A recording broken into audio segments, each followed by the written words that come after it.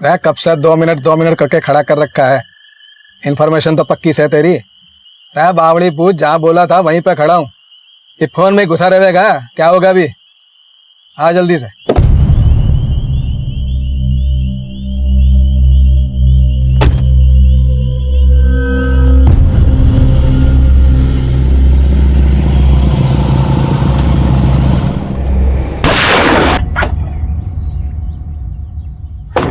नमस्कार, आदाब।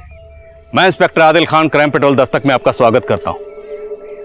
हम अक्सर आपसे जुर्म के पीछे छुपी किसी दस्तक की बात करते हैं, लेकिन हमारे इस केस में जुर्म का शिकार खुद एक पुलिस वाला हुआ था और इस केस का पैमाना बहुत बड़ा था। मेरा को ऐसे गायब करना है कि सबको लगे कि अपनी मर्जी से कहीं चली गई।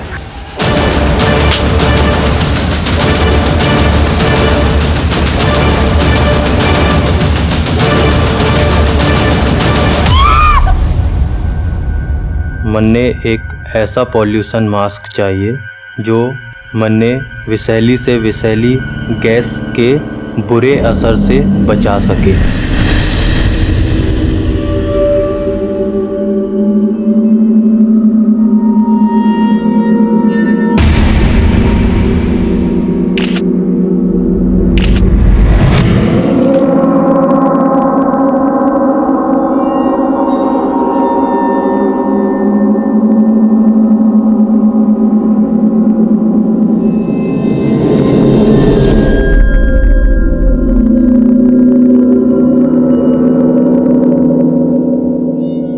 ना आज ना मिल पाऊं। पापा आने वाले ना, कल ही देखते। बाद में फोन कर। किससे बात करने लग रही थी? पापा वो नेहा जीजी से। नेहा से बात कर रही थी या उस बावरे छोरे से? ना पापा, नेहा जीजी से कर रही थी। तो ये बता, नेहा कहाँ है? नेहा जीजी मार्केट गई से सामान लाने। अपने बाप से झूठ बोली है कि नेहा मार्केट गई से। एक कहोगे कि नेहा मार्केट में किसी छोरे के साथ है। हद है, आप अपनी छोरी पर भी विश्वास न करे हो। अरे भरोसा तो मैं तेरा भी ना करूं। जैसी झूठी तू है ना, वैसे ही अपने बेटे को बना रही है।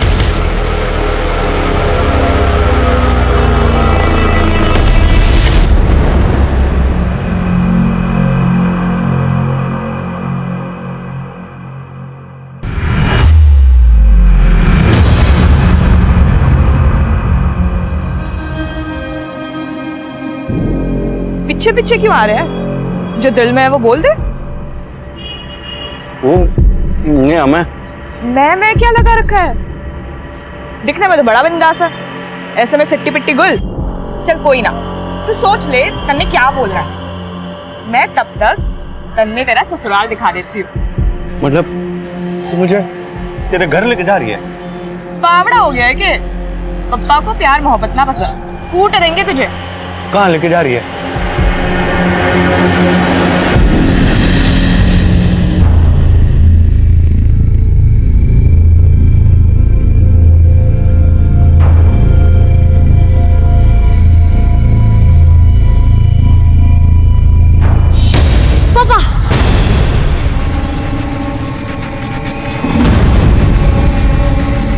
खबरदार, होशियार, दीदी पापा आ रहे हैं।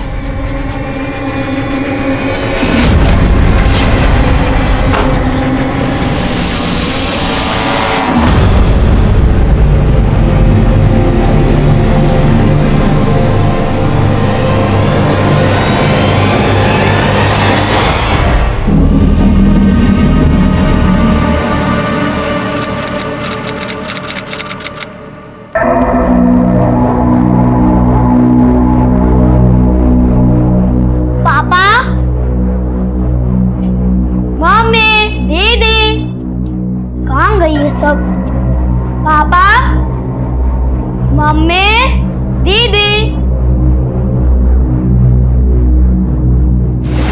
दीदी, पापा, मम्मी, पापा, दीदी।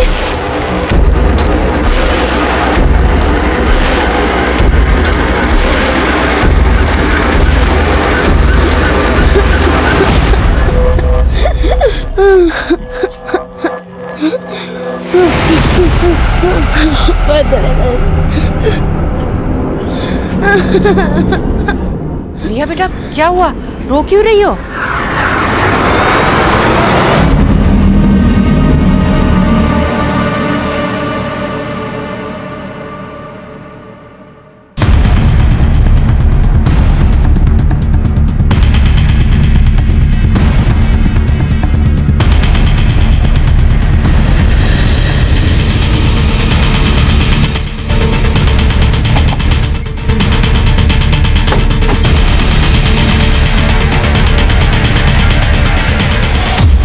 औरत का गला रेता गया, फिर इसकी बॉडी को सूटकेस में डालकर डंप किया गया। सब लोगों से इंक्वायरी की, लेकिन सर किसी ने इसे पहचाना नहीं। सूटकेस में बॉडी को डंप करते हुए किसने देखा? नहीं सर, किसी ने भी नहीं देखा।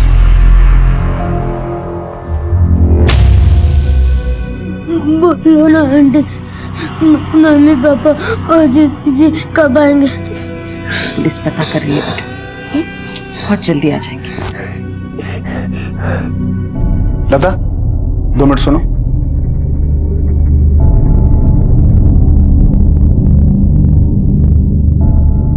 भूल गई कि हमारे कजिन की शादी में जाना है और ये छोरी ने किसी पड़ोसी के यहाँ दे दी और तू चलने की तैयारी कर। पागल हो गया क्या? यहाँ बच्ची का रो रो के बुरा हाल है और तुम्हें शादी की पड़ी है। तुम जाओ और फ्री की दारू पियो और शादी में नाचो। मैं रिया को छोड़ के कहीं नहीं जाने वाली।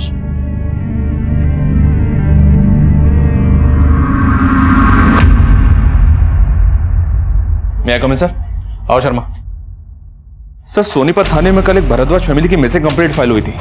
उस फैमिली के ये 4 लोग मिसिंग थे। और सर, ये जो लाश हमें मिली थी, ये लाश इस फैमिली की ममता नाम की इस औरत से मैच करती है।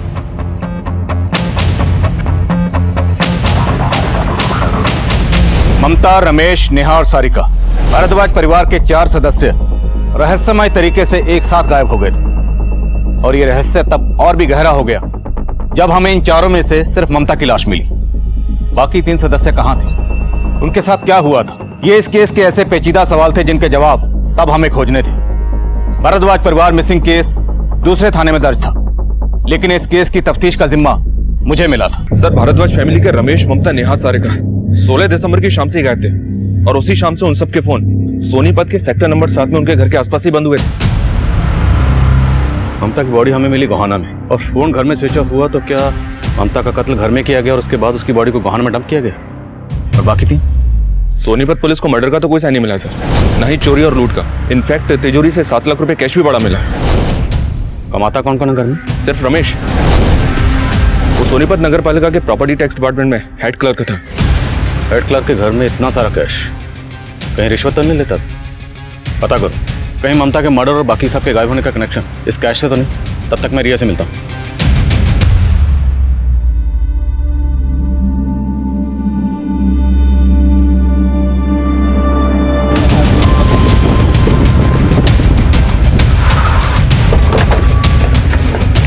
सर, ये घर है।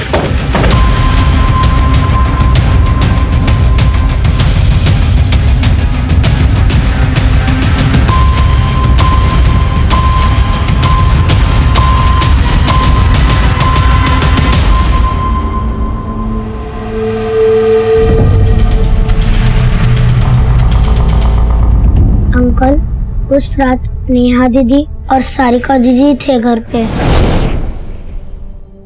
दीदी, मुझे भी फेस पैक लगाना है। फेस पैक लगाएंगे तो पापा के आने की खबर कौन देगा? और तू यहाँ खड़ी क्यों है? नीचे जाके देख, पापा आ गए तो हम दोनों बहन गए।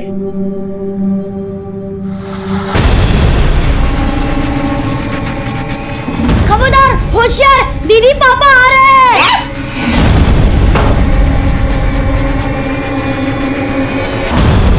पापा, पानी। पापा, चाय बना दूं? क्यों, तुम्हारी मम्मी तो नहीं होगी ना घर पे? हाँ पापा, वो मम्मी मार्केट। बस बस बस, मुझे सब मालूम है तुम्हारी मम्मी कहाँ गई होगी। पापा, ऐसा कुछ ना है। और मम्मी ने ऐसा भी क्या कर दिया है कि आप ये सब बातें बोल रहे हो? रिया, तुम बात। रिया बेटा, मुझे तुम्हारी बहनों से कुछ बात करनी है, तुम जाके बाहर खेलो। जाओ जाओ बेटा। तो रिया बेटा, जब आप बाहर खेलने गई थी उस वक्त आपकी मम्मी घर पर थी?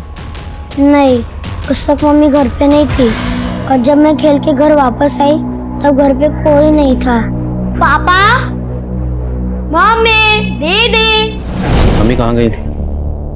कुछ बता के गई थी? हाँ अंकल, याद आया। मम्मी रानी मार्केट गई थी। रानी मार्केट? सर, रिया ने सोनीपत पुलिस को भी यही बताया था कि ममता रानी मार्केट गई हुई थी, लेकिन ममता का फोन इसी एरिया में बंद हुआ था। कन्ना, ये एक सोची समझी साजिश लग रही है। रानीनगर मार्केट में पता करो, जिस रात को ये लोग गायब हुए उस तारीख की वहां की सीसीटीवी फुटेज निकलो। रिया की बातों से लग रहा है कि रमेश और ममता के बीच में सब कुछ सही नहीं था। बुलाओ पड़ोसियों। सर, छोटी मोटी बातें तो हर घर में होती रहती है, लेकिन हाँ, रमेश भाई का घर में काफी रौब था। घर के सारे लोग उनसे बहुत डरते थे। डरते थे? दरअसल रमेश नियम कायदे का पक्का आदमी था।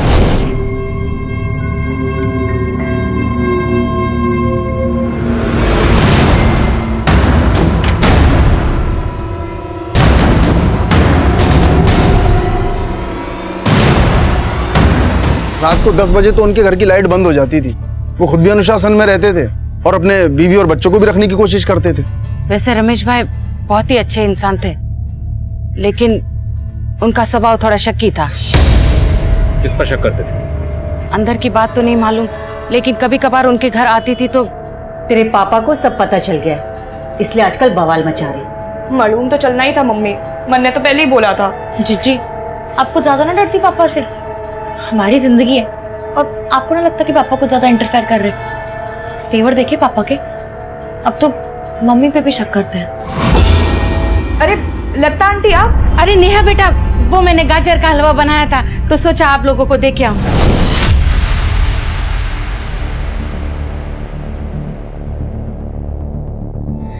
सर रमेश के ऑफिस में पता किया मैंने।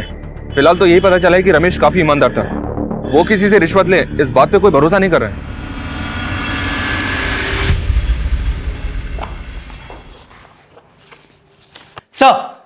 सर कांस्टेबल सोलंकी की वाइफ आई है। सर कल रात से सोलंकी जी से मेरी कोई बात नहीं हो पाई है। उनका फोन भी बंद आ रहा है। हमें लगा कि वो ड्यूटी पे होंगे। सोलंकी यहाँ से 11 बजे निकल चुका था। हम खुद हैरान है कि वो घर क्यों नहीं पहुंचा।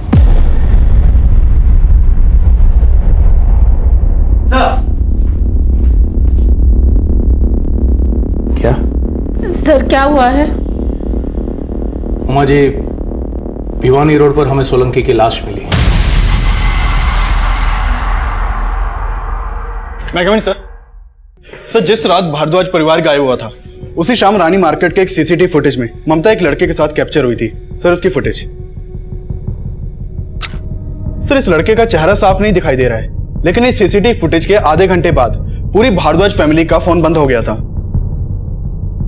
कौन है लड़का, कुछ पता चला? सर मैंने ममता के पड़ोसियों को इस लड़के की फोटो दिखाई, ना तो उन्होंने इसे पहचाना ना रिया ने। सर हमें पता चला था कि रमेश ममता के ऊपर शक करता था। कहीं ऐसा तो नहीं कि ममता का इस लड़के के साथ अफेयर हो, इसीलिए वो इस लड़के से बाहर मिलती जुलती हो।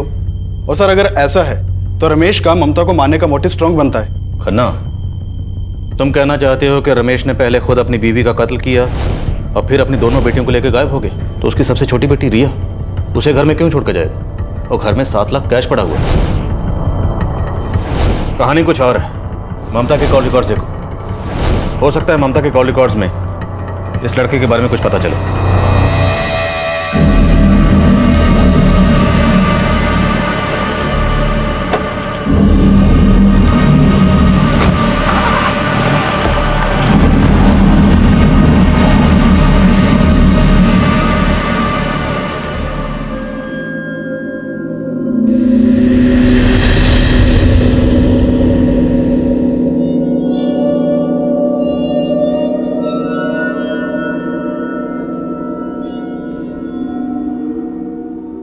जी अम्मी, सलाम अलैकुम। जी अम्मी, मैं ठीक हूँ। जी जी जी, खा लिया। आपने दवाई ली? अम्मी प्लीज, आप दवाई ले लिए करें वक्त पे। जी जी हाँ, वो मैं। अच्छा, मैं एक फोन आ रहा है, मैं आपको बाद में बात करता हूँ। अल्लाह हाफिज। बोलो शर्मा।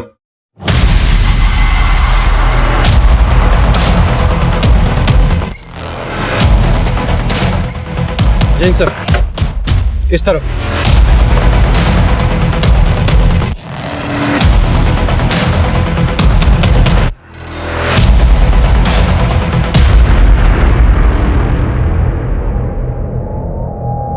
बॉडी काफी डिकम्पोज्ड है सर, लेकिन एक बात है, इसका गला भी ठीक वैसे ही रहता गया जैसे ममता का।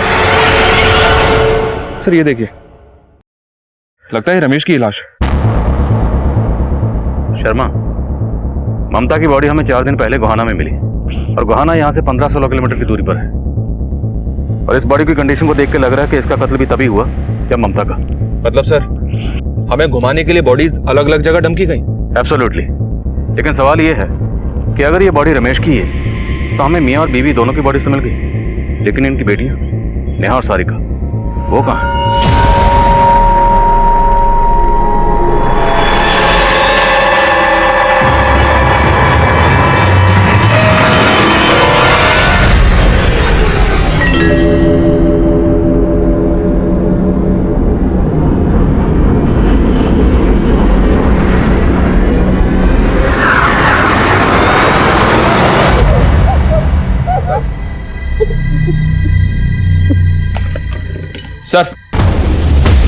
सर ममता की पोस्टमार्टम रिपोर्ट के मुताबिक ममता को बेहोश किया गया मर्डर करने से पहले, और उसे बेहोश करने के लिए मार्फिन गैस का इस्तेमाल हुआ।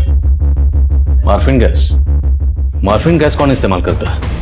और हमें बॉडीज मिली सूटकेसेस में। सर पहले ममता को घर में बेहोश किया गया, उसके बाद मारा गया, तो जाहिर सी बात है रमेश को भी इसी तरह मारा गया होगा। लेकिन शर्मा, घर में तो मर्डर के कोई साइन नहीं मिले। हालांकि ममता को रानी मार्केट में देखा गया, लेकिन ममता का फोन भी घर के आसपास ही स्विच ऑफ हुआ। तो क्या रिया के अलावा बाकी सब घर वालों को पहले बेहोश किया गया, फिर कहीं ले जाया गया? ममता और रमेश की हमें बॉडीज मिली 2 सूटकेसेस में, तो क्या किसी ने 5 सूटकेसेस खरीदे? 2 सूटकेसेस में रमेश और ममता की बॉडी को डंप किया, और बाकी 2 में नेहा और सारिका को। पता करो, क्या किसी दुकान से इस तरह के सूटकेसेस खरीदे गए, वो भी एक साथ?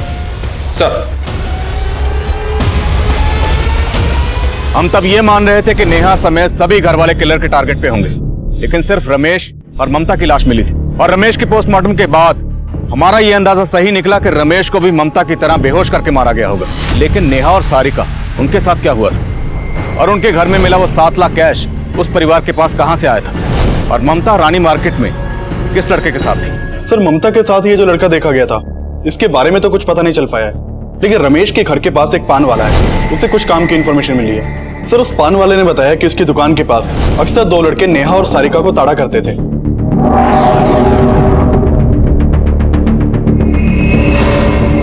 लाडू भाई, वह मेरे वाली है, अपने वाली ना देखो। सर पान वाले ने यह भी बताया कि कुछ दिन पहले नेहा का एक लड़के से काफी झगड़ा भी हुआ था। पीछे पीछे क्यों आ रहे हैं? जो दिल में है वो बोल दे। वो नेहा मैं। चल कोई ना, तू सोच ले तन्ने क्या बोल रहा है। मैं तब तक तन्ने तेरा ससुराल दिखा देती हूँ। मतलब मुझे तेरे घर लेके जा रही है?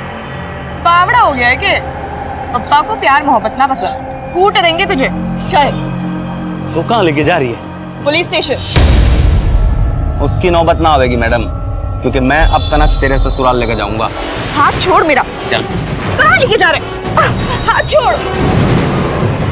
अच्छा लगा बात करके, लेकिन अगली बार बात नहीं होगी, देख लेना।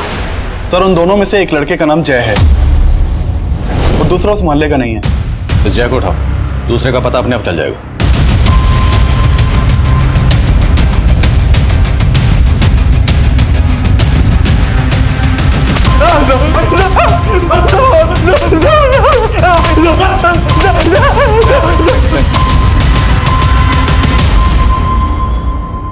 बोला। सर मैंने कुछ नहीं पता साहब, उसने तो खुद मुझसे मेरी फीलिंग पूछी थी, मैंने कोई जबरदस्ती ना की साहब। हम तेरी फीलिंग ना पूछ रहे, ये बोल, दोनों लड़कियों को गायब क्यों किया और उनके माँ बाप को क्यों मारा? मैंने कुछ नहीं किया साहब, वो शायद रोहित ने किया होगा। अच्छा? मैं सच कह रहा हूँ साहब, वो तो मेरे से भी बड़ा आशिक है। मैं तो सिर्फ नेहा के पीछे था, लेकिन वो तो दोनों के पीछे था साहब। उनको हासिल करने के लिए आर्टिटेटिक जुगाड़ भी कर रहा था साहब। लड़की को वशीभूत करने के टोटके, ये किताब है ना, मैं नेपाल से लेके आया हूँ। ऐसे ऐसे टोटके लिखे हैं ना इसमें, एक बार कर दिए ना तो लड़की ना खुद ब खुद जाल में फंस जाती है। मैंने भी कोई टोटका बता देना नेहा के लिए। अब बावड़ा हो गया कि तेरे को क्या लग रहा है तेरे को मैं अपना साड़ू बनाऊंगा? बेटा इस किताब के टोटके से ना पहले मैं सारिका को अपनी घरवाड़ी बनाऊंगा और नेहा को अपनी साड़ी। तो साड़ी होती है आधी घरवाड़ी। उसने टोटके करने भी शुरू कर दिए थे साहब। कैसे टोटके? साहब वो सटकी सारिका के फोटो के आगे बैठ कर पान चबाता रहता था। मैं भी हैरान था साहब कि ये कैसा टोटका है, लेकिन साहब पता चला कि साड़ी घरवाली तो क्या, उसने तो सास ससुर को भी गायब कर दिया और मैंने कुछ नहीं पता साहब।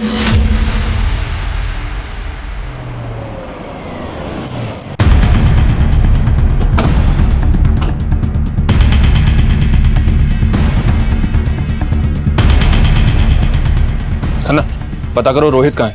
सर। सिंह ताला तोड़ो, ऊपर देखो। सर।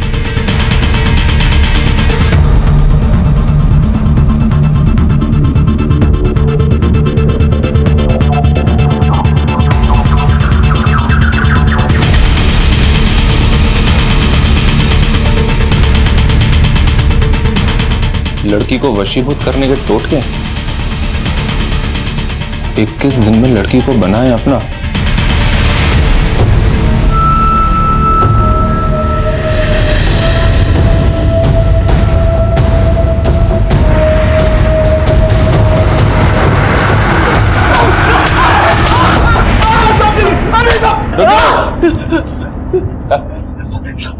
चल अभी सच सच बोल। सब सच बोल रहा हूँ साहब। न मैंने किसी को अगवा किया साहब, न मैंने किसी को जान से मारा है साहब। आप लोगों को गलतफहमी होगी है। हमें गलतफहमी होगी तो सारिका की तस्वीर अपने घर में क्यों लगा रखी थी? बस सब क्योंकि मैं प्यार करता हूँ उसको। ओ आशिक नंबर 1, तेरा वो जो साड़ू है ना जय, उसने सब उगल दिया। उसने बता दिया ये कांड तुमने ही किया। सब मैंने कोई कांड न किया, मैं तो वो टोटका कर रहा था साहब। वो किताब में लिखा था अगर 21 दिन तक मैं सारिका की फोटो के आगे पान चबाऊंगा और उस पान की पीक से सारिका के 108 बार नाम लिखूंगा तो साहब सारिका मेरी हो जाएगी। मैंने बिल्कुल वैसे ही किया था साहब, लेकिन 16वें दिन सारिका और उसका पूरा खानदान गायब हो गया। मेरा तो उस किताब से जी उठ गया था साहब, बिल्कुल फर्जी किताब थी साहब। मैंने कुछ नहीं किया साहब। पक्का कुछ नहीं किया? हाँ साहब पक्का बोल रहे। ठीक है जा।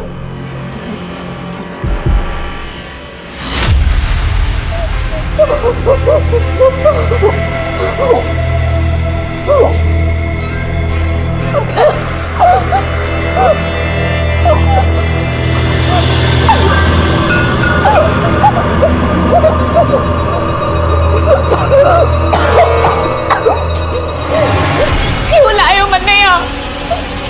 सारिका मम्मी पापा कहाँ है? कहाँ है?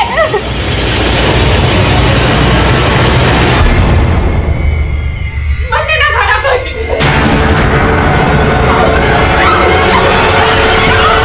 क्या मायनो, ये रोहित जितना सीधा बन रहा है उतना सीधा है नहीं। हो सकता है इसने और जय ने मिलकर रमेश और ममता का कत्ल किया हो, और फिर इन दोनों ने ही नेहा और सारिका को कहीं छुपाया हो। इस पर नजर रखो, ये हमें उन तक पहुंचने की लीड दे सकता है। सर उस पान वाले ने इन दोनों के अलावा एक तीसरे लड़के के बारे में भी बताया था। कौन तीसरा लड़का? सर उसका कहना था कि वो लड़का अक्सर सारिका को उसके घर के बाहर बाइक से ड्रॉप करता था। सारिका को बाइक पे ड्रॉप करता था तो हो सकता है दोनों का अफेयर हो। सारिका के कॉल रिकॉर्ड्स में कुछ? सर सारिका के कॉल रिकॉर्ड्स में किसी रहमान नाम के लड़के का नंबर मिला है, और खास बात यह है कि रहमान नेहा और ममता के साथ भी फोन पे बात करता था। मतलब सारिका की माँ और बहन दोनों से बात करता था। और फादर रमेश से? नहीं सर, रमेश के कॉल रिकॉर्ड्स में रहमान का नंबर नहीं मिला है। लेकिन एक बात है सर, इस भारद्वाज फैमिली के गायब होने के अगले ही दिन से रहमान का नंबर बंद है। कहाँ रहता है रहमान?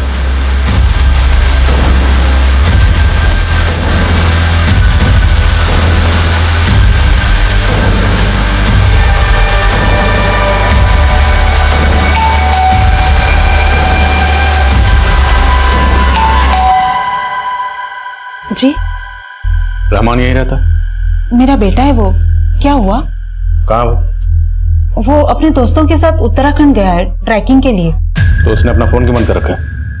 फोन बंद नहीं रखा है साहब, वहाँ रेंज नहीं आती होगी। झूठ मत बोलिए, आप अच्छी तरह से जानती है वो कहाँ छुपा वो। बोला ना साहब, उत्तराखंड गया है। और आप ऐसा किससे बात कर रहे हैं? क्योंकि आपके बेटे रहमान ने सारिका और उसकी पूरी भारद्वाज फैमिली को गायब कर दिया। आप खुद गायब। कहाँ है वो? कौन सारिका, कौन भारद्वाज? मेरे बेटे ने कुछ नहीं किया है साहब, आपको कुछ गलतफहमी हुई है।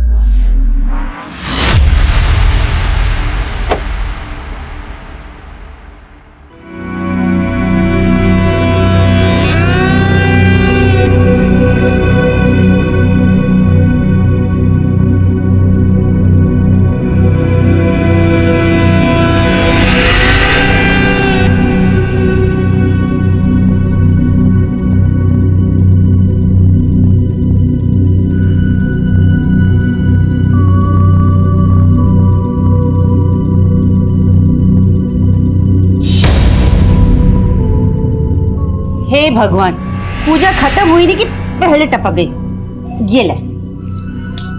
और एक। हे भगवान, ये ले मेरी माँ, एक और खा ले। Thank you mummy.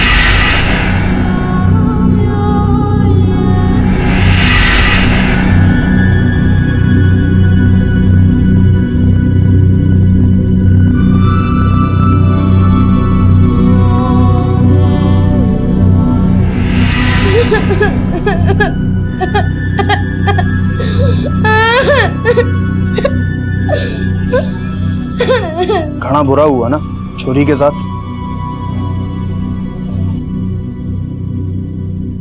सूटकेस की कई दुकानों पे इंक्वायरी की सर, लेकिन कोई भी काम की इंफॉर्मेशन हाथ नहीं लग रही है। तो हो सकता है इन सूटकेसेस का इंतजाम रहमान ने किया। रानी मार्केट के पास रहमान की एक बेकरी शॉप भी है सर, वो भी कई दिनों से बंद है। रहमान की बेकरी शॉप काफी मशहूर है, रोज की 50,000 की सेल भी है। बेकरी शॉप के आसपास भी इंक्वायरी की, लेकिन समझ में नहीं आ रही कि रहमान अचानक से गायब कहाँ हो गया। हो ना हो सर, इस फैमिली को गायब करने में रहमान का ही हाथ है। रहमान की बेकरी है रानी मार्केट में, और रानी मार्केट में ही ममता किसी लड़के के साथ देखी जाती है। रहमान ना सिर्फ सारिका से फोन पे बात करता था, बल्कि उसकी बहन नेहा, उसकी माँ ममता, और तो दोनों बहनें और माँ को छटपटा लग रहा है। सर आपको लग रहा है कि रहमान दोनों बहनों और माँ के साथ कोई गलत काम? सर रहमान के पड़ोसियों से पता चला कि कुछ दिन पहले रमेश रहमान के घर पे गया था और वहां उसका रहमान और उसकी अम्मी फरीदा से काफी झगड़ा हुआ था। क्यों मिलता है मेरी बेटियों से? आज के बाद अगर मेरी बेटियों से मिला ना तो अच्छा नहीं होगा, बता दे रहा हूँ। क्या अच्छा नहीं होगा? पहले अपनी बेटियों का संभाल। मतलब फरीदा रमेश और उसकी दोनों बेटी को जानती है और हमें कुछ और ही कहानी सुना रही थी। सर आप कहें तो फरीदा को बुलाएं। नहीं अभी नहीं। इस फरीदा के जरिए हम रहमान तक पहुंचेंगे। फरीदा पक्का जानती है कि रहमान कहाँ छुपा हो, उस पर नजर रखो। और मैं रिया से मिलता हूँ, हो सकता है वो रहमान के बारे में कुछ जानती है।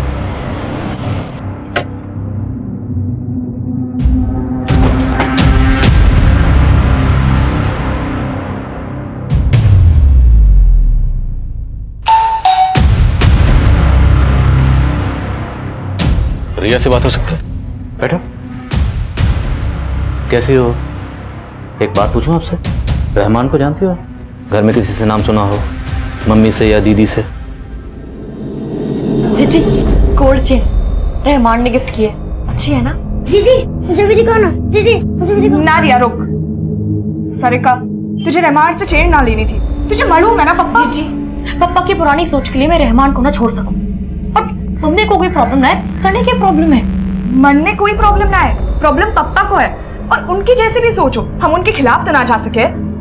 नेहा बेटा बात तो तू ठीक कर रही से, पर इसका हल ना बहस करके नहीं, प्यार से निकालना होगा। फिर मम्मी ने सब ठीक कर दिया था। क्या ठीक करने की बात कर रही थी आपकी मम्मी? मालूम नहीं।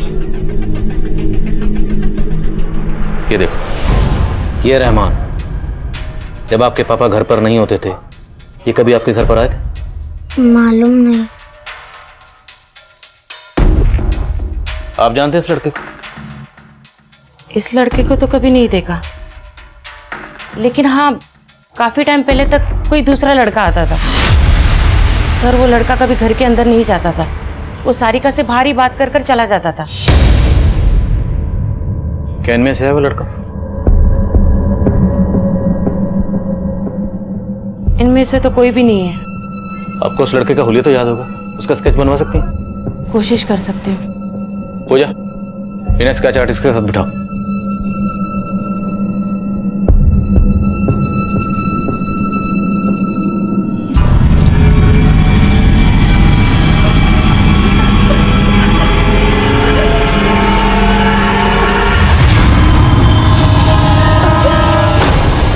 जेले, कल तो तूने अपने आप को खाने से सान लिया था, अरे आज तो कम से कम कुछ पेट में डाल ले। मुझसे ना खाया जाएगा ये फिक्का खाना। ओहो, तो महारानी को 56 भोग खाना है। देख, जो इस जंजाल से निकलना है ना, तो ये सात्विक खाना खाना पड़ेगा। कैसा जंजाल?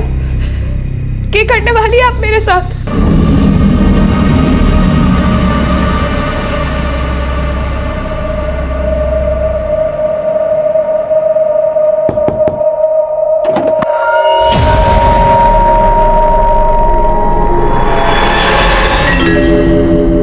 एक साल पहले ही रोहतक से यहाँ शिफ्ट हुए, लेकिन हाँ 3 महीने पहले ही उन्होंने नेहा का रिश्ता तय किया था। चलो दीदी अब आपकी बारी।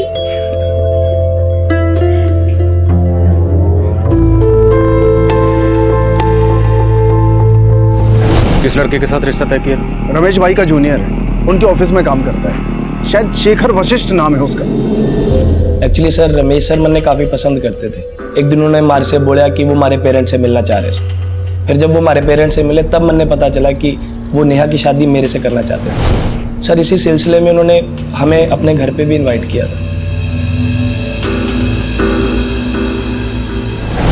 पर हमें तो पता चला कि तुम्हारा और नेहा का रोका भी हो गया था।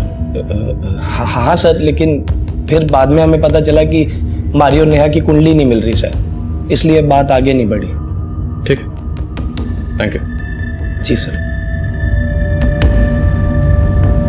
बिना कुंडली मिला ही बात रोके तक भी पहुंच गई। शर्मा जी, इस लड़के की उसके घर वालों की कुंडली निकाली। एक पान लगे। अरे तूने चुगली की मेरी पुलिस से? उसने मारने पैसे देते तेरे को मेरे खिलाफ बोलने के? ओए, मैं किसे रहमान कर रहे मुकरम पे नहीं पड़ता। तू पहले अपने खड्डे भर, मेरे बाद में खोदिए। चल। सर मैंने शेखर और उसके घर वालों के बारे में काफी कुछ पता किया। सब लोग काफी लालची लोग हैं। और सर, शेखर के पड़ोसियों ने बताया कि शेखर और नेहा की शादी के लिए शेखर के घर वालों ने 10 लाख रुपए दहेज की डिमांड की थी, लेकिन रमेश दहेज के शक के खिलाफ था और इसी वजह से ये रिश्ता टूटा था। तो तेरी कुंडली नेहा से नहीं मिली, कोई बात नहीं, पर तेरी कुंडली हमारे सिंह साहब से जरूर मिलेगी, वो भी इनके डंडे से। 36 के 36 गुण मिलेंगे। सिंह सर, मिला दे कुंडली। Sir sir sir sir sir मैं मानता हूँ कि मैंने आपको झूठ बोला था, लेकिन मैंने कोई क्राइम नहीं किया सर। ये तू डिसाइड नहीं करेगा। तू ये बता कि नेहा के साथ तेरा रिश्ता क्यों टूटा? सर, हमारा रिश्ता दहेज की वजह से तो नेहा से टूटा ही ना था, बल्कि खुद नेहा की वजह से टूटा था। शेखर जी, इस रिश्ते के लिए हाँ करने से पहले मैं आपको कुछ बता देना चाहती हूँ। जी बोलिए ना। मेरा एक पास्ट है। सर, नेहा ने मन ने बताया कि जब वो रोहतक में थी तो उसका एक छोरे के साथ अफेयर था। कौन था वो? सर, मन ने ये तो ना पता, लेकिन वो सर उसका कलीग था। और सर, उन दोनों में कुछ बहुत बड़ा हुआ था जो उनका ब्रेकअप हो गया, लेकिन नेहा ने मन ने इसके बारे में कुछ ना बताया। नेहा जी बोलिए ना, अब दोनों का ब्रेकअप क्यों हुआ था? जाने दीजिए ना, क्या फर्क पड़ता है। दूर होने के तो बड़े सारे वजह थे, पर अब मैं जिंदगी में आगे बढ़ना चाहती हूँ। कि मैं ये जान सकूं आपका उस लड़के के साथ रिश्ता कहाँ तक पहुंचा था? मतलब मेरा मतलब वो फिजिकल। सर, मैं मानता हूं कि उसने मुझे सब सच सच बता दिया था, लेकिन मैं इस रिश्ते से कंफर्टेबल नहीं था, इसलिए मैंने ना बोल दिया। एक्सक्यूज मी सर, ये उस लड़के का स्केच है जिसके बारे में लता ने हमें बताया। शर्मा, पता करो ये लड़का कौन है और इसका सारिका और इसकी फैमिली से क्या कनेक्शन है। सर, भारद्वाज फैमिली की बेटियों से जुड़े कई लड़के एक के बाद एक सामने आ रहे हैं। मुझे तो ये प्रेम प्रसंग का ही चक्कर नजर आ रहा है। अभी तक उस लड़के की पहचान भी नहीं हुई है जो ममता के साथ रानी मार्केट में देखा गया। और अब ये स्केच, पता करो ये कौन है और उस लड़के के बारे में पता करो जिसके बारे में हमें शेखर ने बताया, जो रोहतक में नेहा का क्लिक था। हो सकता है वहां भी कोई पुरानी दुश्मनी या धोखे की कहानी सामने है। सर। हाँ सर, नेहा जब यहाँ पे जॉब कर रही थी तो हमारे कलीग कुणाल के साथ उसका अफेयर था। तो कुणाल कहाँ है अब? सर, एक्चुअली कुणाल को तो काफी टाइम पहले जेल हो गई थी। जेल? किस जुर्म में? कुणाल नेहा से प्यार तो बहुत करता था, पर नेहा को लेके कुछ ज्यादा ही पॉसेसिव था। चलो नेहा। अब आज मैं पूजा के साथ जा रही हूँ। हाँ तो ठीक है, मैं तुम दोनों को ड्रॉप कर देता हूँ। जरूरत ना है, हम चले जाएंगे। बाय। सर, वो इतना ज्यादा शकी था, जब नेहा मेरे साथ भी होती थी ना तभी उसे फॉलो करता था। नेहा, हाँ तू कल पूजा के घर गई थी ना? हाँ। लेकिन तुम दोनों तो घर गए नहीं थे, ऑफिस के बाद मूवी गए थे। हाँ, पर तुम इतने सवाल जवाब। क्योंकि हमारी शादी होने वाली है और मुझे पता होना चाहिए कि मेरी होने वाली बीवी कहाँ है और क्या कर रही है। नेहा को एहसास होने लगा कि वो कुणाल के साथ एडजस्ट नहीं कर सकती है, इसीलिए उसने कुणाल के साथ ब्रेकअप कर लिया, तो वो और दुगना उसे परेशान करने लगा। नेहा, तुम मुझे इग्नोर क्यों कर रही हो? मैंने ऐसा क्या किया है? मैं तुमसे कुछ बात कर रहा हूँ। मन ने तुमसे कोई बात नहीं करनी। हाथ छोड़ो। तुम मेरी होने वाली बीवी हो, ये बात भूलना मत। हाथ छोड़ो, ये जबरदस्ती है। Help please, someone help. छोड़ो मन्ने। किसी में हिम्मत है? हिम्मत? हेल्प चाहिए तुम्हें? कुणाल सब पे रौब चलाता था क्योंकि उसके फादर रोहतक पुलिस में इंस्पेक्टर है। लेकिन नेहा डरी नहीं, उसने फिर भी कंप्लेंट फाइल कर दी। तब कुणाल को 3 साल की सजा सुनाई थी कोर्ट ने। उस हादसे के बाद नेहा की फैमिली सोनीपत शिफ्ट हो गई थी।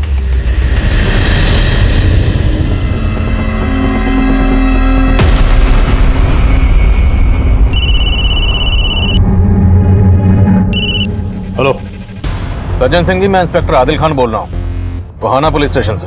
कोहाना पुलिस स्टेशन? आपसे मिलना है सिंह साहब। कहिए खान साहब, क्यों मिलना चाहते थे आप मुझसे? सिंह साहब, नेहा भारद्वाज को तो आप जानते ही होंगे। 16 दिसंबर से नेहा भारद्वाज और उसकी फैमिली गायब और उसके माँ बाप की लाशें भी मिली। सीधा मुद्दे पे आइए खान साहब, आप कहना क्या चाहते हैं? अब आप खुद पुलिस वाले हैं, मुद्दा तो समझ ही गए होंगे। दरअसल हम उन लोगों से मिलने हैं जिनका नेहा और उसकी फैमिली को गायब करने या कत्ल करने के पीछे कोई मोटिव रहा। खान साहब, आप ये कहना चाहते हैं कि नेहा और उसके परिवार को मारने और गायब करने के पीछे मेरे पास भी कोई मोटिव है, क्योंकि नेहा और उसके बाप ने मेरे बेटे कुणाल को जेल भिजवा दिया था? ऐसा नहीं है क्या? गलत इंसान पर उंगली उठा रहे हैं खान साहब आप। एक बात जरूर साफ करना चाहूँगा, मेरे बेटे कुणाल से गलती हुई थी, लेकिन वो गलती बातचीत से सुलझाई जा सकती थी। कुणाल को ऐसा करने का कोई मौका नहीं दिया गया। पापा, मुझे यहाँ से बाहर निकालिए। मैंने यहाँ से माफी मांगने के लिए तैयार हूँ, आप उसे समझाइए ना प्लीज, मुझे यहाँ से निकालिए। इसे कमजोर मत बन बेटा, मैं हूं ना, मैंने यहाँ से एक बार फिर से बात करूंगा। मैंने अपने बेटे को भरोसा तो दिया, लेकिन मेरे हाथ बंधे हुए थे। खैर, जो हुआ सो हुआ। अब कुणाल वापस तो नहीं आ सकता। क्यों? उसकी जमानत नहीं हो रही? लगता है आप पूरा होमवर्क करके नहीं आए खान साहब। 1 महीना पहले मेरे बेटे कुणाल ने जेल में सुसाइड कर लिया था।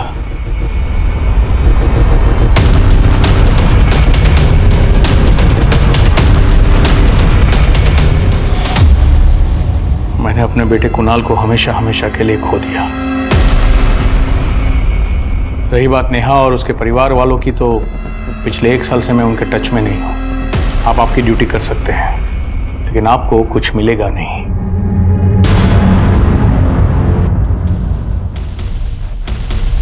शर्मा हमारा सस्पेक्ट एक पुलिस वाला है, वो भी सज्जन सिंह जैसा सीनियर पुलिस ऑफिसर। सर, हो सकता है ये सज्जन सिंह वाकई में चोट खाया बापू। अपने खबरियों को तरीके से ब्रीफ करो। पुलिस वाला है, उसके खिलाफ इंफॉर्मेशन निकालना आसान नहीं होगा। और रोहतक में जहाँ नेहा और उसका परिवार रहता था, वहां से ही पता करो, हो सकता है कोई एंगल सामने आए। बोलो खन्ना। सर, लता ने जिस लड़के का स्केच बनवाया था उसके बारे में पता चल गया है। उसका नाम अमन है। सर, ये अमन सारिका का क्लाइंट था। सर, 6 महीने पहले तक सारिका एक chit fund company Cheryl enterprises में जॉब करती थी, लेकिन ये 1 नंबर की फ्रॉड कंपनी निकली। कई तरह की लुभावनी स्कीम्स थी इनकी, जैसे 3 महीने तक 5000 रुपये जमा करो और 6 महीने में बाइक ले जाओ, लेकिन सब फर्जी। सर, इस अमन ने भी इसी तरह की एक स्कीम में पैसा इन्वेस्ट किया था, लेकिन जब ये कंपनी भाग निकली तो अपना पैसा निकलवाने के लिए सारिका को धमकियां भी दे रहा था, और कुछ दिन पहले इसने काफी बड़ा बवाल भी किया था। तू सही जवाब नहीं दे रही यार। वो 15,000 डूबा है मेरा। तो मेरी भी तो 3 महीने की सैलरी लेके भाग गई ना देख, कंपनी। मैंने तुझे पैसा दिया तो मुझे मेरा पैसा चाहिए। तो मैं कहाँ से वापस देख, करूं? 3 महीने लगातार पैसा दिया, देख लेके तो रहूंगा मैं।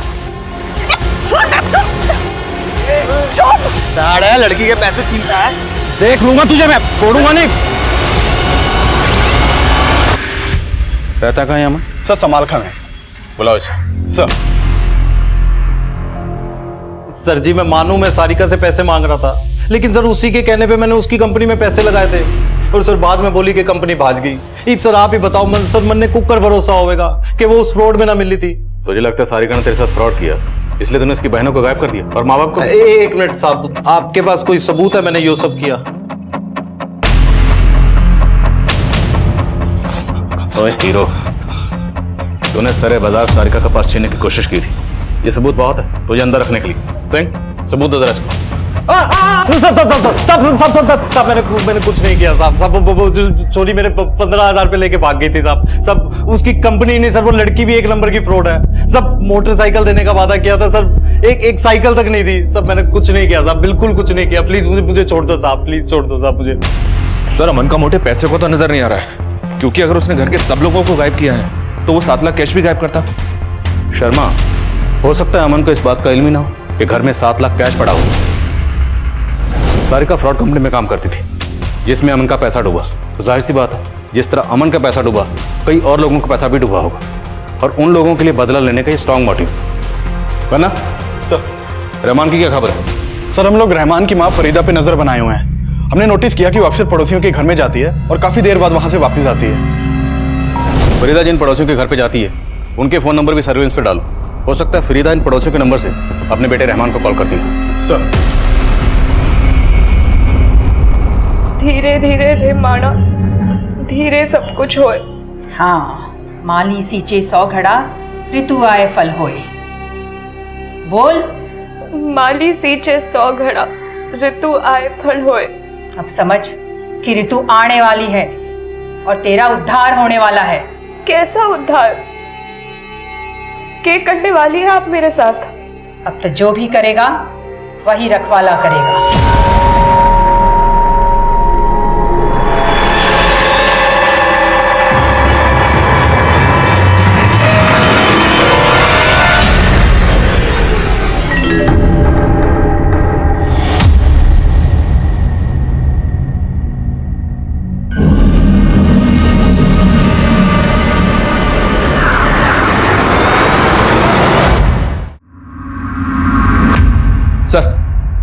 सर सारिका जिस चिटफंड कंपनी में काम करती थी उसके बारे में तो कोई इन्फॉर्मेशन नहीं मिली, लेकिन उसके एक दोस्त के बारे में पता चला है।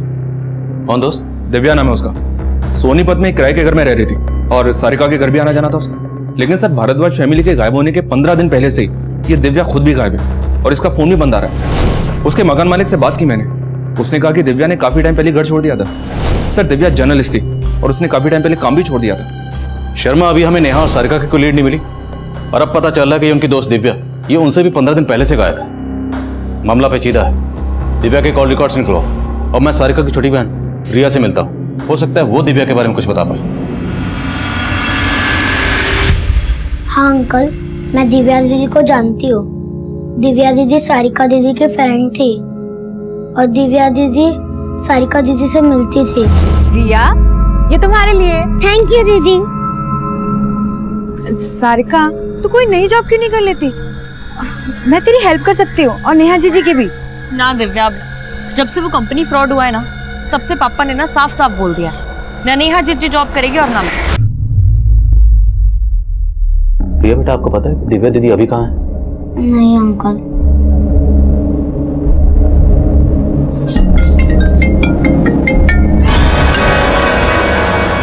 हेलो सर, आपका अंदाजा सही निकला।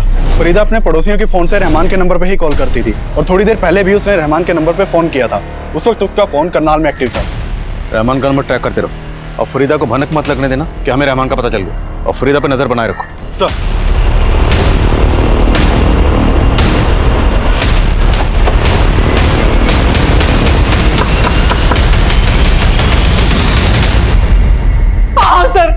सर मैंने कुछ नहीं कहा। और सर मैं सच कह रहा हूँ सर, मैंने कुछ नहीं किया सर। मैं तो सारिका से प्यार करता था। तो भागा क्यों था? तो सर मैं डर गया था। तो सारिका, उसकी मम्मी और नेहा दी को मुझसे कोई प्रॉब्लम नहीं थी, लेकिन सारिका के पापा धर्म भरम में बिलीव करते थे। उन्होंने मेरे घर आके बवाल भी किया था सर। मुझे लगा कि जब आपको पता चलेगा तो आप मेरे पे ही शक करोगे, और मेरे लिए सफाई देने के लिए कोई भी नहीं था, क्योंकि सारिका की फैमिली में सबको गायब कर दिया गया था सर। तुझे क्या लगता है हम तेरी बात पे यकीन करेंगे? सर मैं सच कह रहा हूँ सर, मैं तो सारिका से प्यार करता था। हाँ बेटा, मणे बेरा है कि सारिका तने बहुत पसंद करे, लेकिन तू चिंता ना कर। पहले एक बार नेहा की शादी हो जाने दो, फिर मैं तुम्हारी और सारिका की शादी के लिए रमेश जी से बात करूंगी। पर मम्मी, आप तो जानते हो ना पापा ना मानेंगे, और पापा की वजह से नेहा जीजी का भी तो रिश्ता ना हो पा रहा ना। आंटी, आप तो कह रहे थे कि नेहा दीदी का शेखर का रुका हो चुका है। हाँ बेटा, रोका तो हो गया था, लेकिन वो क्या है ना कि शेखर के घर वालों ने 10 लाख रुपया दहेज की मांग कर दी थी, और रमेश जी ठहरे उसूलों वाले दहेज के कारण रिश्ता तोड़ रहे हैं। वो ये ना समझे कि आजकल के जमाने में तो ये सब चले हैं। लेकिन तुम चिंता मत करो, मैं अलग से पैसों का इंतजाम कर रही हूँ। मैं रमेश जी को बताए बिना शेखर के घर वालों को पैसे दे दूंगी। लेकिन आंटी, आप इतने पैसों का इंतजाम कैसे करेंगी? आप कहे तो मैं आपकी कुछ मदद कर दूं? सर उसके बाद मैंने ममता आंटी को 7 लाख रुपए दिए थे, और ये बात रमेश अंकल को पता चल गई थी, इसीलिए वो सारिका की मम्मी से और सारिका से नाराज थे। मैं तो यही चाहता था कि मेरी और सारिका की शादी के पहले नेहा दी की शादी हो जाए, लेकिन शेखर ने अचानक से रिश्ता तोड़ दिया सर। मुझे क्या पता था कि उनके साथ ये सब हो जाएगा सर। तो सारिका का अच्छा दोस्त है ना? हाँ सर। तो दिव्या के बारे में भी जानता होगा? दिव्या? सारिका के दोस्त, याद आया या याद दिलाऊं? हाँ सर, सारिका ने बताया था एक बार कि उसकी कोई दोस्त है दिव्या करके। दिव्या के गायब होने में तेरा क्या लेना देना? सर मेरा क्या लेना देना होगा, मैं तो दिव्या से कभी मिला भी नहीं हूं सर। ममता के साथ ये लड़का कौन? सब मुझे नहीं पता सर। मैं कमिन सर? सर मैंने दिव्या के कॉल रिकॉर्ड स्टडी किए। वो एक मुन्ना नाम के लड़के के काफी टच में थी। सर इस मुन्ना का फोन भी उसी वक्त बंद हुआ था जब दिव्या का फोन बंद हुआ था, और इस मुन्ना के बारे में मैंने पता किया, और ये ड्रग पेडलिंग के चार्ज में अंदर भी हो चुका है। History sheeter? मतलब दिव्या एक हिस्ट्री शीटर के टच में थी। होना इस दिव्या का इस डबल मर्डर से कोई ना कोई ताल्लुक जरूर, इसलिए गायब। सर एक और इंटरेस्टिंग बात पता चली है, ये दिव्या और मुन्ना इन दोनों का फोन अक्सर रोहतक में भी एक्टिव रहता था। रोहतक? सर कहीं दिव्या का सज्जन सिंह के साथ कुछ? हो सकता है दिव्या और मुन्ना को सज्जन सिंह ने कहीं छुपा के रखा हो। किसी भी तरीके से दिव्या और मुन्ना को ढूंढ निकालो। अगर सज्जन सिंह इन्वॉल्व है तो खुद ब खुद सामने आएगा। सर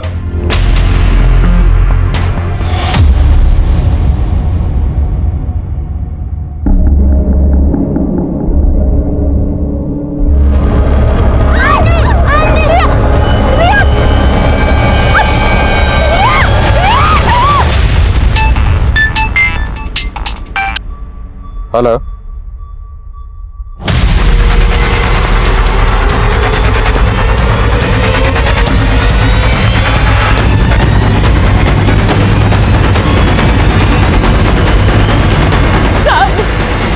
वो आदमी रिया को पकड़ के वैन में लेके गया साहब। मैं यहाँ से ही रिया को लेकर आ रही थी और उसने यहाँ पीछे से मुझे धक्का मारा, मैं यहाँ गिरी। उसकी वैन यही खड़ी थी, पहले से यही खड़ी थी साहब, और वो रिया को लेकर गया। आपने वैन का नंबर नोट किया? नहीं, वैन का नंबर तो नहीं देखा, लेकिन उसके वैन के पीछे एल लिखा था।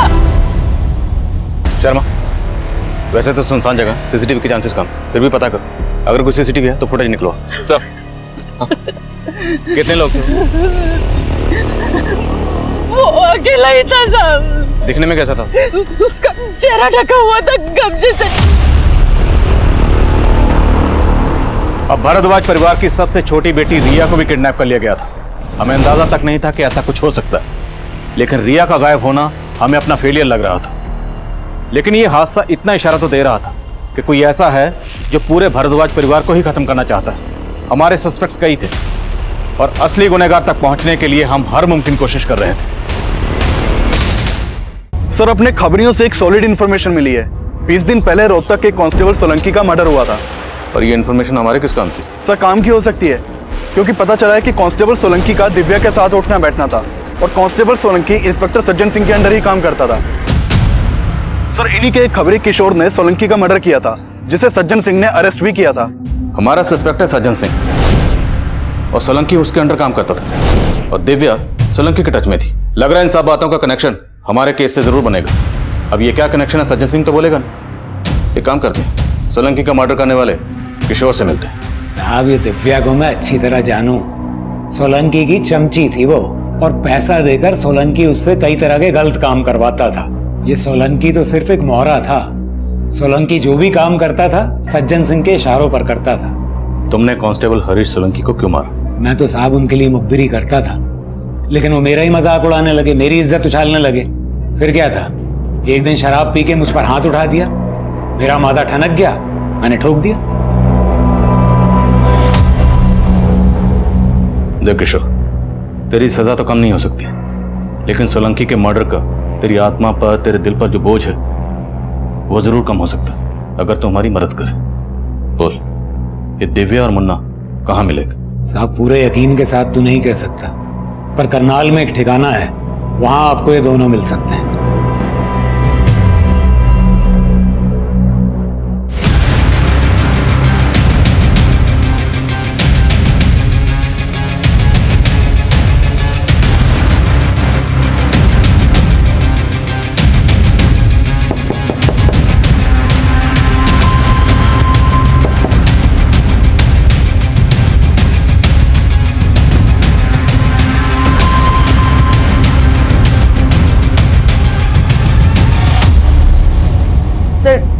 सारिका के पेरेंट्स के मर्डर में और उसकी बहन नेहा का गायब होने में हमारा कोई हाथ नहीं है सर। तुम्हारा हाथ है या नहीं है, किशोर सब बक चुका है। सर वो जो भी बोल रहा है सर झूठ बोल रहा है सर, हमने कुछ किया ही नहीं। ऐसा है, ये तो हम जानते हैं कि ये कांड तुमने और मुन्ना ने मिलकर किया, और वो भी सज्जन सिंह के कहने पर। अब हम सोच रहे हैं कि लड़की है, ऐसे ही बोल दे तो अच्छा है, या सेवा करें?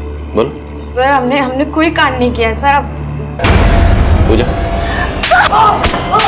सर बता दो सर, मैं मानती हूँ कि मुन्ना मेरे कहने पे सब कर रहा था, लेकिन सर सिर्फ नेहा को मारने की सुपारी दी थी सोलंकी ने। देख, जर्नलिस्ट बन के तू वैसे भी कहीं गलत तरीके से पैसा कमाती है। यो काम कर दे, 20 लाख मिलेंगे, 10 काम से पहले और 10 काम के बाद।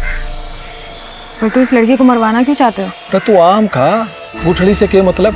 और देख, तेरे को इस काम के लिए इसलिए चुन रहा हूँ क्योंकि इस नेहा को ऐसे गायब करना है कि सबको लगे कि अपनी मर्जी से कहीं चली गई। सर नेहा को गायब करने के लिए मैं सारिका से दोस्ती बढ़ाने लगी थी सर। दोनों अपने फादर से बहुत फ्रस्ट्रेटेड रहती थी, दोनों बहुत कुछ करना चाहती थी, और सर मैंने उनके इसी सपने का फायदा उठाकर उन्हें ट्रैप किया था सर। सारिका तू कोई नई जॉब क्यों नहीं कर लेती? मैं तेरी हेल्प कर सकती हूँ, और नेहा जीजी की भी। मेरा प्लान था कि नेहा को जॉब के बहाने शहर के बाहर ले जाकर उसे गायब कर दूँ, पर सर मैं कुछ करती हूँ उसके पहले ही सोलंकी का सर मर्डर हो गया। सर सोलंकी मर चुका था, मैं उसका काम करके फंसना नहीं चाहती थी। सर वो ऑलरेडी मुझे 10 लाख एडवांस दे चुका था, इसलिए मैं शांत हो गई। पर पता चला कि सर नेहा की तो पूरी फैमिली गायब हो गई है। सर इसमें हमारा कोई हाथ नहीं है सर, हमने कुछ नहीं किया।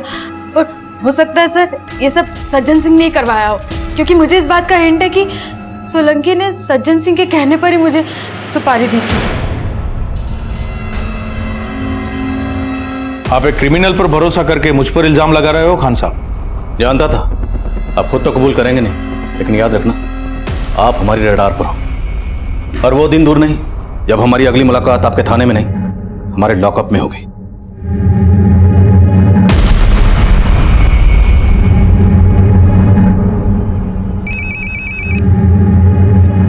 बोलो खन्ना।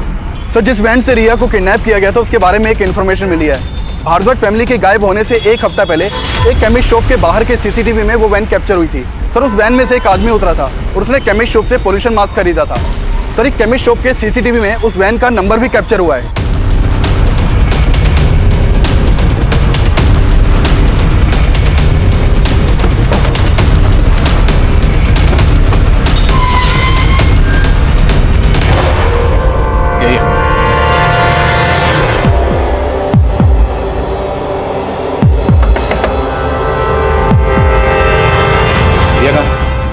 रिया कहाँ है? पकड़ो इसको।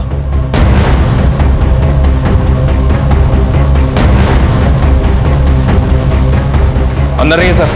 सर बाहर भी कोई नहीं मिला। ओए, रिया कहाँ? बोल रिया कहाँ? बोल नहीं सकता, लेके बताएगा। चल।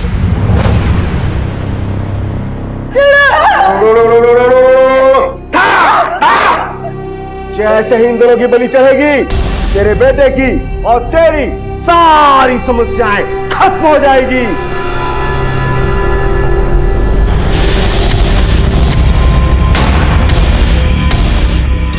मैं बोल नहीं सकता, मेरा मौन व्रत है। मैं बोला तो मर जाऊंगा। बेटा तू नहीं बोलेगा ना, तब भी मरेगा। बोल बोल बोल, रिया कहाँ है? बोल। नेहा और सारिका के साथ क्या किया? बोल।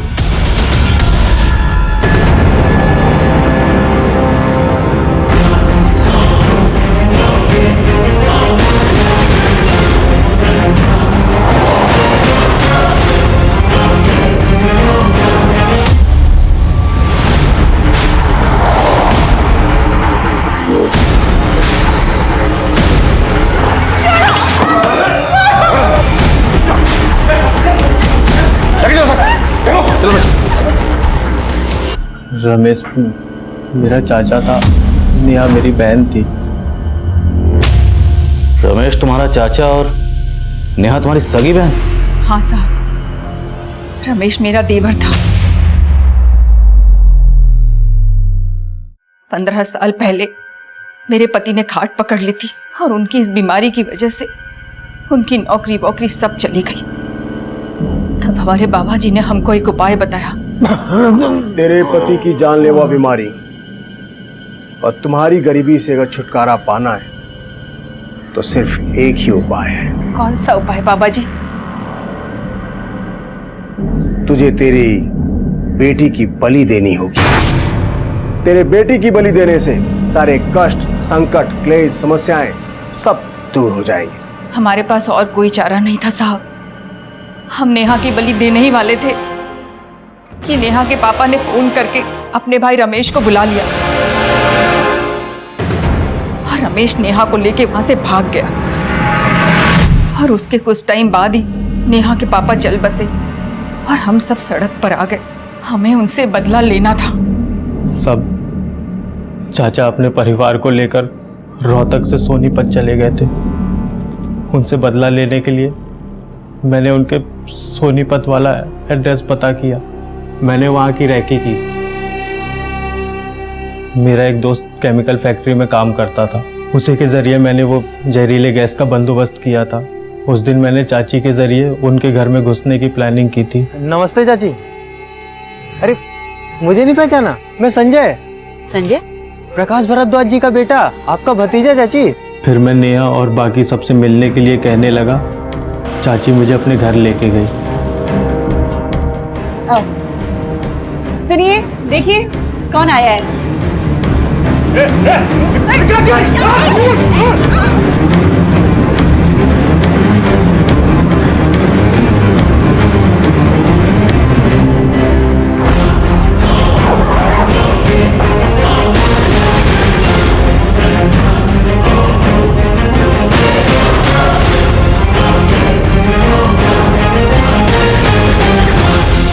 मैंने सबको मार दिया, लेकिन अपनी बहन नेहा को नहीं।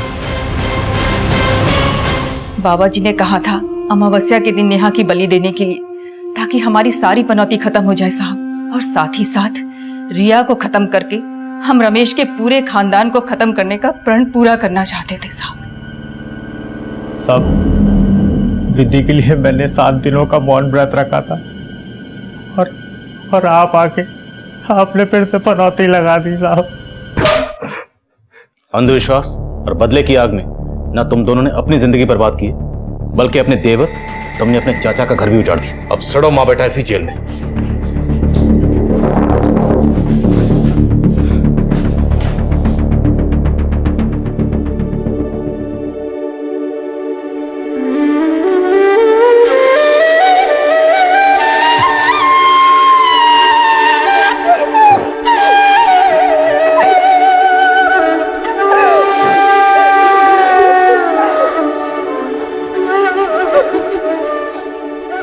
नेहा और रिया को हमने सही सलामत बचा लिया, लेकिन संजय और उसकी मां के अंधविश्वास के चलते 15 साल पहले भी नेहा की जान को खतरे में डाला गया था और रमेश ने उसको नई जिंदगी दी। पर ममता की एक भूल से पूरा परिवार बिखर गया। ममता यह जानती थी कि जिस संजय को अपने घर लेकर जा रही थी, उस संजय का परिवार रमेश से कितनी नफरत करता था। लेकिन ममता ने उनकी मंशा को भांपे बिना जुर्म की इस दस्तक को नजरअंदाज किया और नेहा और रिया फिर से अनाथ हो गए। वहीं तहकीकात के दौरान यह भी सामने आया कि कांस्टेबल हरीश सोलंकी ने सज्जन सिंह के कहने पर ही मुन्ना को नेहा की सुपारी दी थी, पर इसका कोई भी पुख्ता सबूत नहीं मिला जिससे सज्जन सिंह के खिलाफ कोई एक्शन लिया जा सके। अब मैं आदिल खान आपसे इजाजत लेता हूं। आपसे फिर मुलाकात होगी एक और नए केस के साथ। तब तक देखते रहिए क्राइम पेट्रोल दस्तक। मकसद बताना नहीं, बचाना है।